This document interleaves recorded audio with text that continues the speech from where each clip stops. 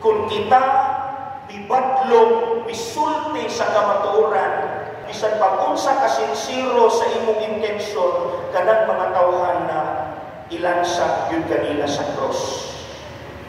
Mahimo-himoan kanilang istorya, i-blackmail kanila, akusahan ka sa mga sala na walang ibubuhata, isumbalik nila sa imuha ang imong pagkamakasasala.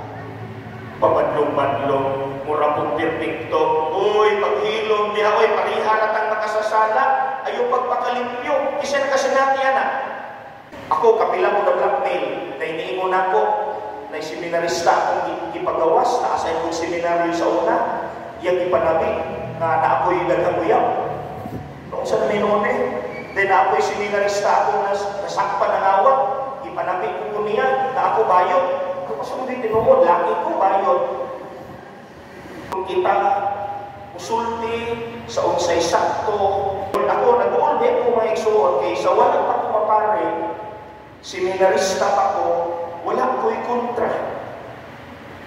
Pero pagkapare nako, kay ako mangyuning itinuod ang pagsangyaw, sulti mangyutos ka maturan, bisan pag-unsa kanindot sa delivery, bisan pag-unsa ka sincero sa intensyon ako nang gisinati.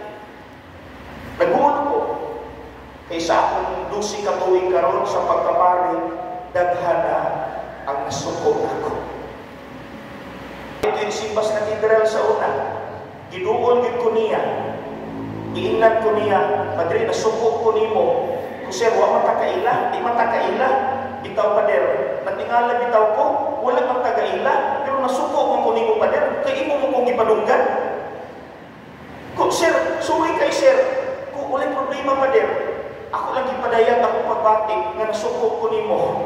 Do not allow the devil to stop you from doing what is good. After 12 years, nakita sa akong amigo nga pare, si Father Dagpin.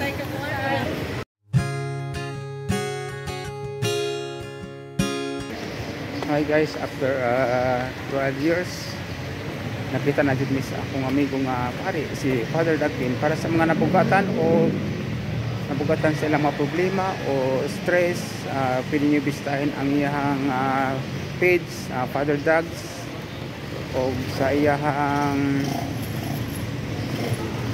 YouTube.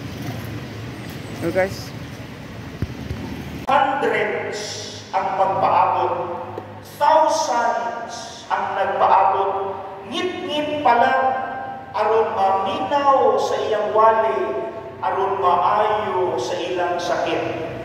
Daghan ang nagsunod niya, daghan ang bituo niya. Kay siya maayong tao, uutan. Siya walay sala, anak sa Diyos, dili na ikalalis. Pero sa pikas bahin, subok pamalandungon, bisan sa iyang kamaayo, bisan sa iyang kabuutan, kamaayo wali, milagroso, daghan kay siya na ayo, na dasin, bisan pa ni anang tanan mga igsuon, na agihapoy mga tao nga human makadugog sa iyang pulong, ilagi na sa kamatuuran. And we know mga igsuon nga truth hurts. Diba? Do you agree? Sakit kung maikot tas kamatuuran. O aside from that, tumutpot sa ilang kasina o maulay na hitawog sa Ebanghelyo karon, tungod sa ilang kasuya nga amo raman ng silingan, anak maning Jose, kailangan miskinikanan ane, nga nung maayo manibuwali, kailangan ni ane, ug wala sila mituo kaniya, nasina, nasuya sila, kay amo ning kababayan, nga nung maayo maniron,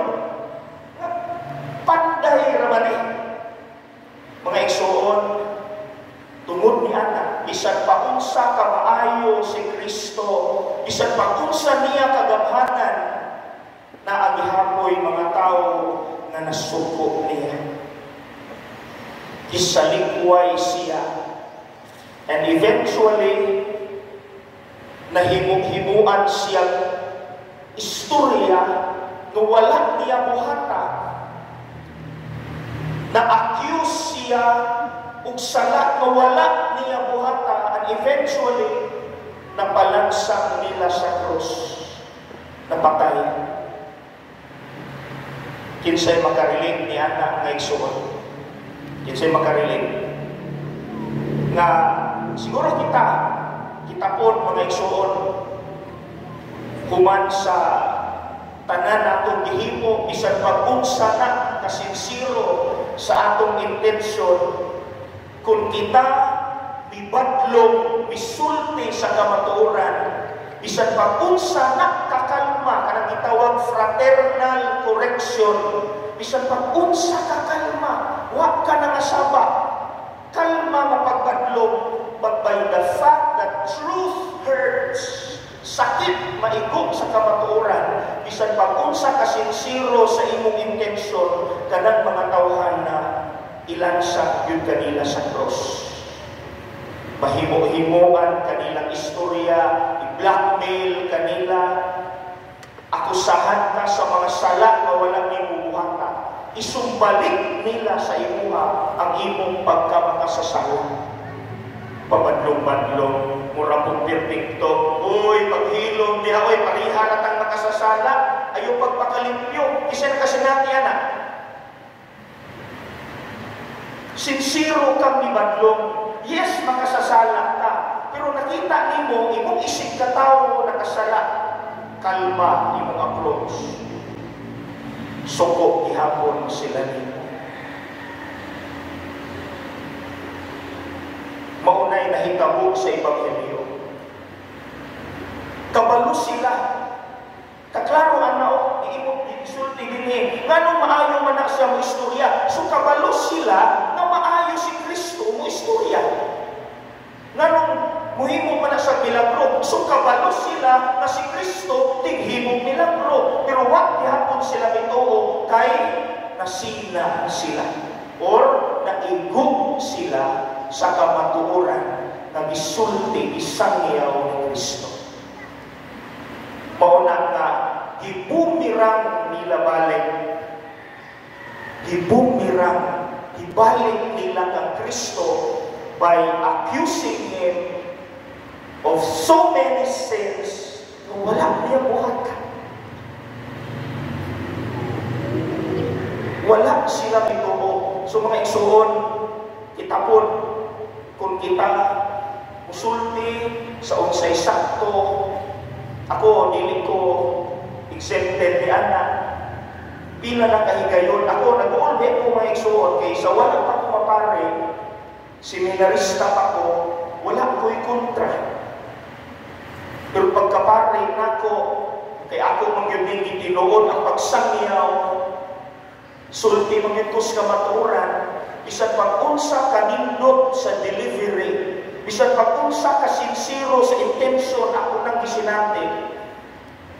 Nag-uon ko, kaysa akong 12 ka tuig karon sa pagkapari, daghana ang nasuko ako. Naagani, magtiayon na, itukan yun sa obispo. Wala pa'y pandemic. Dito pa ko seminaryo na assign. Nagwali ko, wala. God knew na wala ko'y intention na magpadungog ni bisan kinsa e dili na ko na trabaho. Niwali lang ko sa unsay giingon sa Ebanghelyo. Abi ninyo, pagkauma, iduol ko ni Bishop Mangiran. Kung giingnan ko nga ang magtiayon nga nisimba sa akong misa itungha niya, pero may na lang kay si Bishop Mangiran nilaban ako. Nagbuol kay ko ato mga igsoon. Nahugnok kay ko ato.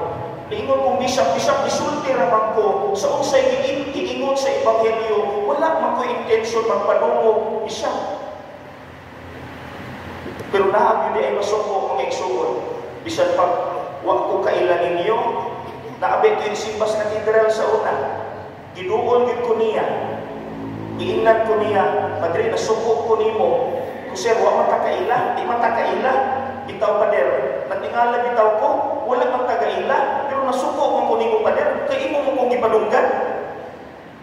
Kung sir, sorry kay sir. Kung ulit problema, Pader, ako lang ipadayag ako pagbatik nga nasuko ko nimo. Kadili man takaila. Ing anak yun ang naigsoon. Bisan pagbinta kaila karon okay, gulayon man eh.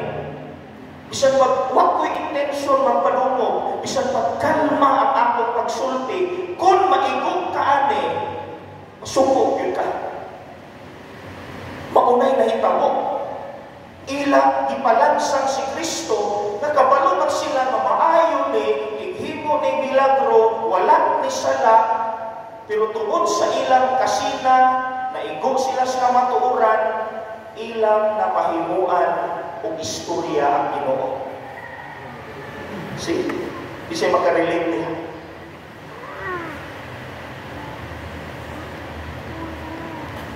Muna mga igsuon, ako'y duha katambang.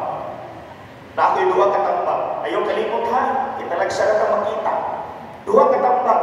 Kung imo nang nasinati, nga sa imong kasinsiro, ikaw mo'y nahimog na utan. Ikaw mo'y nahimog na utan. Number 1, ayaw tuguti ang yawa nga mubugong nimo sa pagsulti sa unsay mahyo. Maunay number 1, do not allow the devil to stop you from doing what is good. Do not allow the devil to prevent you from doing the will of God.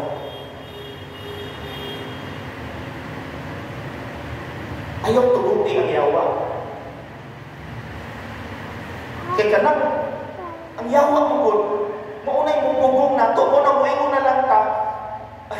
Dili na lang kumubadlong, oy, kay mahadlong ko, mawanan kong amigo, masuko ko niya siya na ako, mawala akong relasyon. Mga igsuyawa na, nga nihum-hum ni mo, ayaw na lang badlong, oy. Ayaw na lang sultis ka maturan, no. Bisan pag-unsaon kanila, bisan pag-i-blackmail kanila, bisan pag-isumbalik nila sa imuha, imong ka makasasala, sa ingon pag kanila sa lektor, sa komentator, nga propeta ta. Dili na mawala na to. Propeta ta, tatak na nato sa dihang gibunyagan ta, nahimong tang propeta. So bisan pag makasasala ta, sulti gihapon tas unsay angay sulti ngadto sa uban. Ayaw kahadlok sa ilang blackmail. Ako kapila mo na blackmail, na iniingon ako, na seminarista akong ipagawas, na asay kong seminaryo sa una, iyang ipanabi, na naako'y daghaguyaw. Noong sa namin then ako'y seminarista akong nasakpan ng awat, ipanabi ko niya, na ako bayot. Ako sa mga tinuod, laki ko bayot. Grabe no? Sa paglibong bitaw ko. Kaya ako sa nasakpan, na isulod o umuubo, na nag-rejoice pa. Ipagawas, di panapit dito na naako'y uyaw. Katumusan, nasakpan na nangawat, sa panudlan na namo sa ako ang publication, The Cordial, ipanapit niya, ako bayot, kaya ako mga barkada, mga bayot, mga Sipos, Jomar, Ray, Jerry. Naglibog bitaw ta, mga igsoon, usahay maaksyon tag kabalaka, di na lang ta musulti, di na lang ta mubadlong, kay mahadlong ta nga, ilaw niyang isumbalik sa ato ang atong kamakasasala, ang atong pagkatawanon. Do not mind them. Do not allow the devil to stop you from doing the will of God. Bahala tingnon si Kristo bitaw, giingnan bitaw nila. Amo man ang silingan, kailangan mismo magpapaanak. Kanong mutuo man ni, nga gadako man na pobre, panday raman ang iyang mama, papa.